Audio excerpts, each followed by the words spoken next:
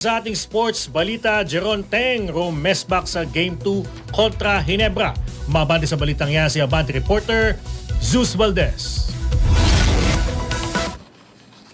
Balik sa simula ang labanan ng Barangay Ginebra at San Miguel Beermen sa pagpasok ng Game 3 ng PBA Season 50 Philippine Cup Semifinals ngayong Biyernes sa Smart Araneta Coliseum. Matapos gantihan ng Beermen ng Gene King sa score na 93-84 sa Game 2 noong Miyerkules ng gabi. Tabla na sa 1-all ang Best of 7 series na ngayon ay nauwi sa virtual Best of 5. Magkakaharap muli ang dalawang magkaribal sa ganap na alas 7:30 ng gabi kasunod ng Meralco TNT Game 3 na tatakbo sa alas 5:15 ng hapon. Hawak ng tropang 5G ang 2-0 na Abante. Sa likod ni na Junmar Fajardo at Jeron Teng na ibalik ng San Miguel ang balanse sa serye. Matapos bumigay sa opener, umiskor si Fajardo ng 21 points at humatak ng 23 rebounds, kabilang ang 11 points sa ikatlong quarter na nagsilbing mitya ng pagbaliktad ng Beermen. Tahimik si Teng sa unang tatlong quarters bago sumabog ng 12 points sa final period upang tuluyang ilayo ang laro sa Ginebra. Naging susi rin ng mas malalim na rotation ng San Miguel kung saan nakapag-ambag sina CJ Perez, Don Trollano, Jericho Cruz, Mo Tautua at Marcio Lassiter. Hindi naglaro si Teng sa Game 1 ngunit agad naging malaking salik sa Game 2, bagay na ipinakita ang kahandaan ng Beermen sa next man approach habang papalalim ang serye. Sa panig ng Ginebra, nabigo ang Gene Kings na mapanatili ang kontrol matapos manguna sa malaking bahagi ng laro. Hindi na ulit ang solidong execution na nagdala sa kanila sa 99-90 na panalo sa Game 1, dahilan upang bumalik si coach team sa drawing board para sa kinakailangang adjustment. Game 3 ang inaasa magiging barometro ng serye kung saan magsusukat kung sino ang makakakuha ng momentum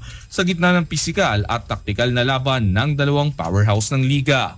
Ako si Zeus Valdez. Abante!